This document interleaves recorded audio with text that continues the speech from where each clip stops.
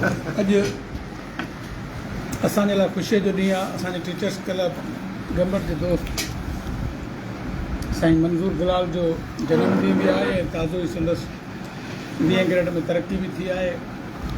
असीं हिन ॿिन्ही ख़ुशियुनि जे हवाले सां खेसि वाधायूं बि ॾियूं था। भिटाई जे हिन सिटुनि सां जीअं से खुईअ नार फन वारीअ गाॾां हीअड़ो पिरियां धार निबेरियां सिंधे। भिटाई जे हिन सिटुनि सां असां पंहिंजे दोस्त बशारत नार खे गुज़ारिश कंदासीं त हिन अॼु ख़ुशीअ जे हवाले सां शाइरीअ में कंहिं गीत में सुरीले आवाज़ में पंहिंजे में साईं खे मोहबत अर्पे। बशारत नारे जो महिरबानी। अॼु रंगींदसि माए ताज़ा कंदसि कपिड़ा जीजा जोगियाणी थिया मूं झल पाए हो त भरो थे लाइ कने कुंडल पायां। अॼु निहायत खिलमुख इंसान ऐं तरक़ी पसंद सोच जो मालिक साईं मंज़ूर गुलाब साहिब ऐं खेसि संदसि जनम ॾींहं ते वाधायूं ॾियां थो ऐं तनवीर अब्बासीअ जी इहा शाइरी खेसि भेटा थो। नासी अकेड़नि वारा माण्हू झाड़नि बिरवनि वारा माण्हू। नासी अकेड़नि वारा माण्हू झाड़नि बिरवनि वारा माण्हू। मुंहिंजी हयाती मुंहिंजो जियापो मुंहिंजी ख़ुशी तो पारा माण्हू। नासी अकेड़नि वारा माण्हू झाड़नि बिरवनि वारा माण्हू। हीअ हयाती कीअं गुज़रे हा जीअण ॾाढो मुश्किल ते आ।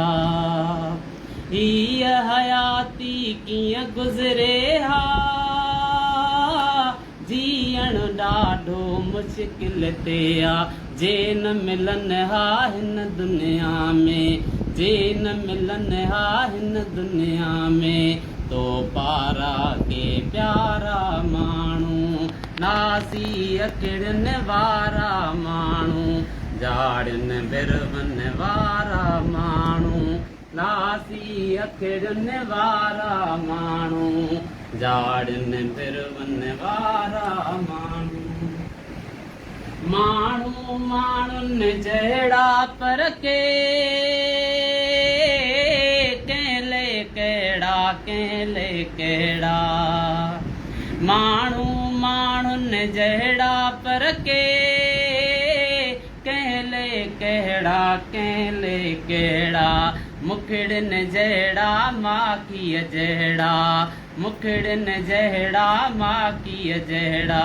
सबके पंहिंजा प्यारा माण्हू। नासी अखड़नि वारा माण्हू झाड़नि बिरवनि वारा माण्हू। मुंहिंजी हयाती मुंहिंजो जियापो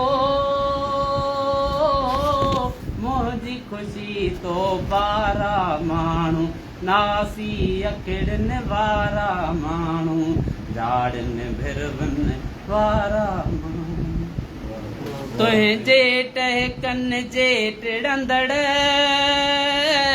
गुलड़नि जा हार गिचीअ पाईंदा।